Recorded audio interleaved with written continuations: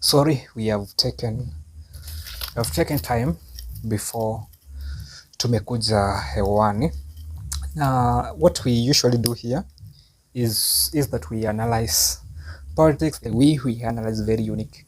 Probably you can find in another channel.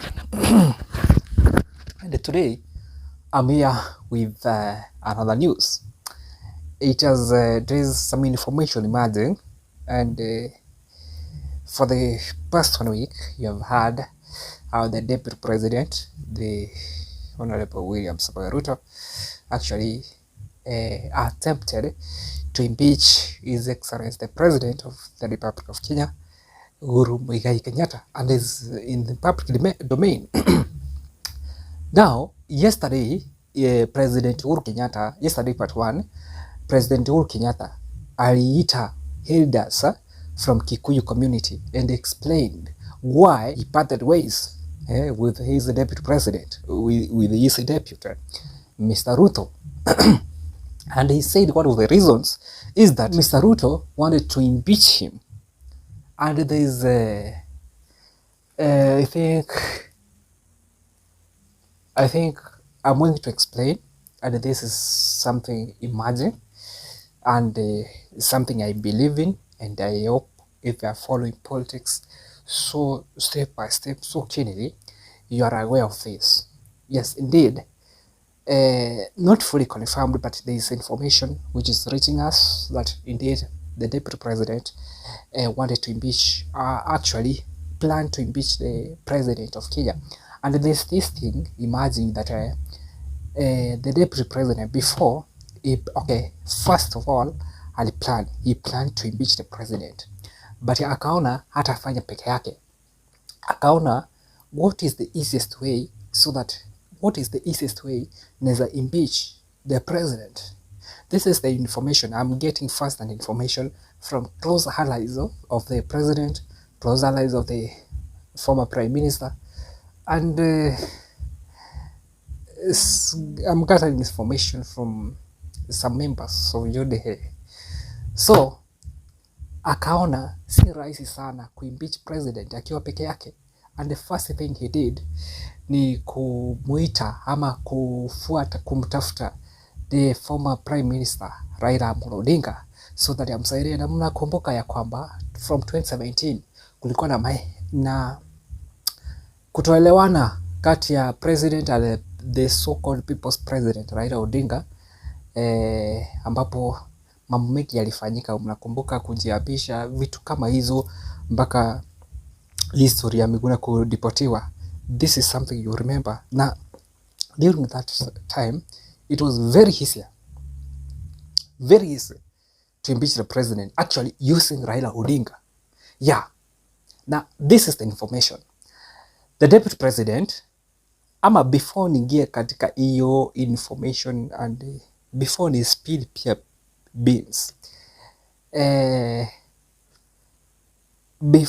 after election, immediate after the first election, before the election was nullified by the Supreme Court, after election, the first election, the president was not confident with the deputy president, hakumwamini kabisa naibu wake ama naibu wa rais Mr. Ruto, hakumwamini kabisa. So na kuna hizi vitu mnaona mtandaoni, akina sijui anaita Kimani Kunjiri, akina hao watu wa UDA kusema ya kwamba the first meeting after election at president alikuwa anaangalia vibaya. Yes, there's something which I'm going to explain. Yeah, and that something actually triggered the deputy president to plot ama to plan how to impeach the president and become the president. Na hii story yote ya kusema ya kwamba ati Raila ndio alikuwa anataka kuimpeach the president, of which after impeachment, according to the constitution, you know very clear that if the president is impeached, the person who is taking charge, who is going to be now taking charge of the office, is the deputy governor or the deputy president. In this case, the deputy president could have taken the charge. So hii story yote ya kusema like Raila Odinga ndiye alikuwa na idea ya kuimpeach the president does not bear anything, does not it makes sense. It makes sense. So Mr. Ruto knowing very well that the president was not confident, hakuwa na confident na yeye, na pia kwa sababu alikuwa anataka mamlaka. Najua reach to power. I don't want to explain more. And please, I'm not biased. I'm just explaining something the way it is. Just saying the truth. Yes, and it is in public domain.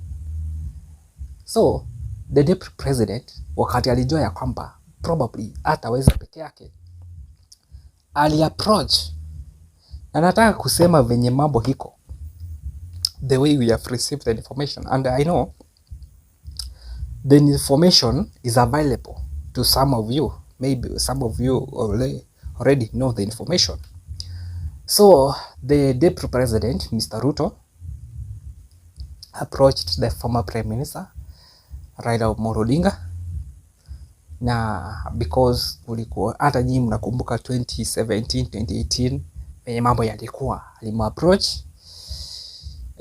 for the same that tunataka sasa kuimpeach huyu so that ikuwe hivi na hivi. But Raila Odinga alicalculate what, okay, impeachment inamaanisha obvious Ruto angekuwa president, but Ruto alimpromise ya kwamba atampea 1/3 of the government. But Raila Odinga is very keen for presidency, having contested for 4 times, and this is 2022 is going to be 5th time. So Raila Odinga must be keen on those things. So Raila Odinga calculated, what am I going to gain?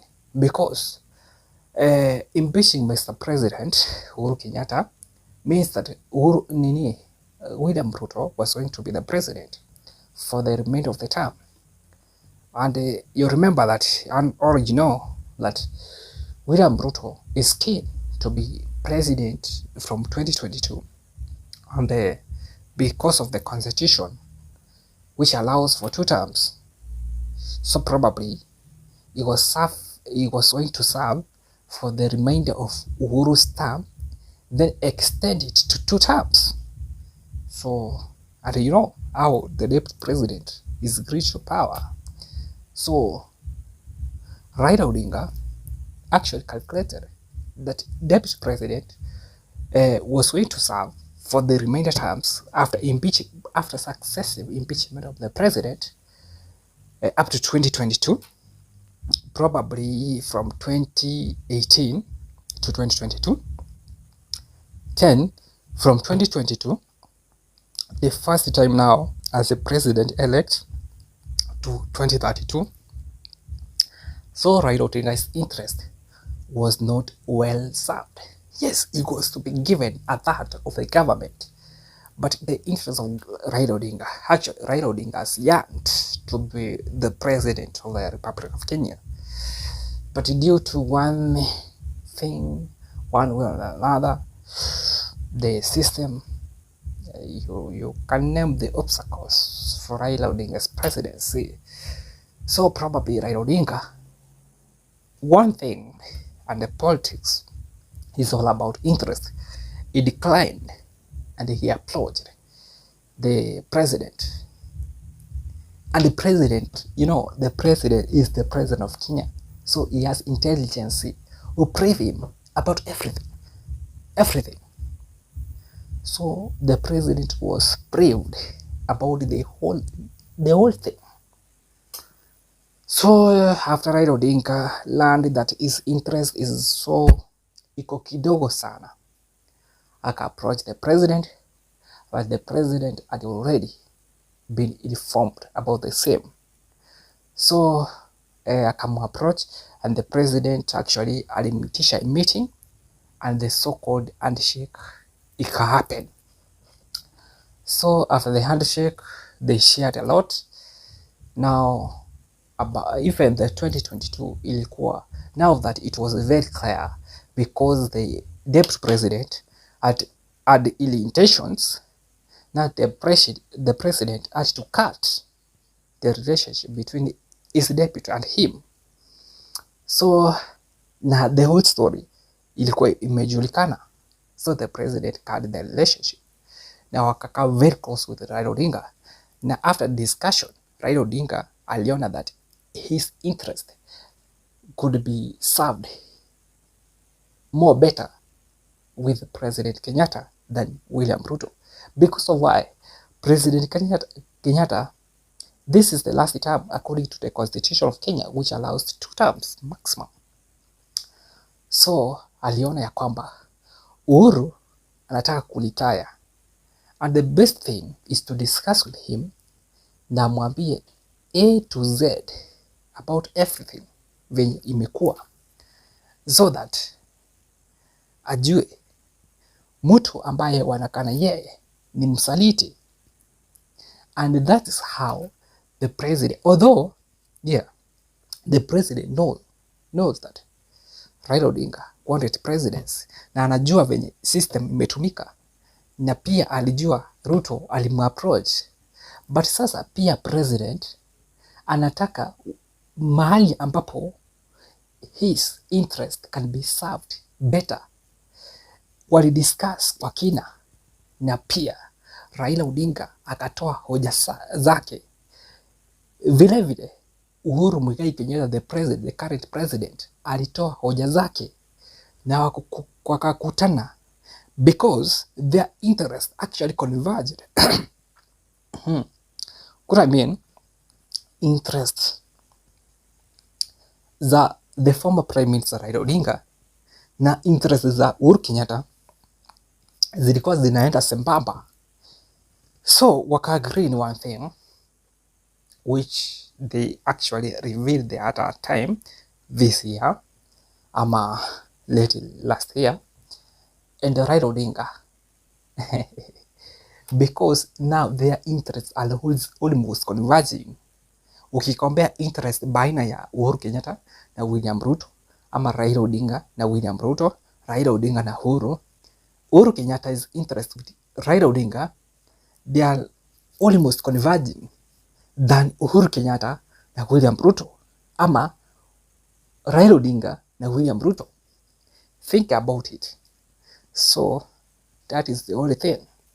I know some of you are aware, and probably some of you are not aware, but I think I'm making sense, and that is the information which has been leaked.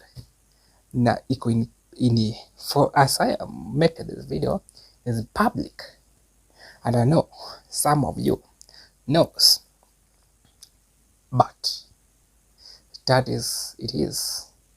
What we do here, we analyze politics the way we view it. We might not be perfect. Thank you for viewing. For those who when umefika hapa, that means you are following us.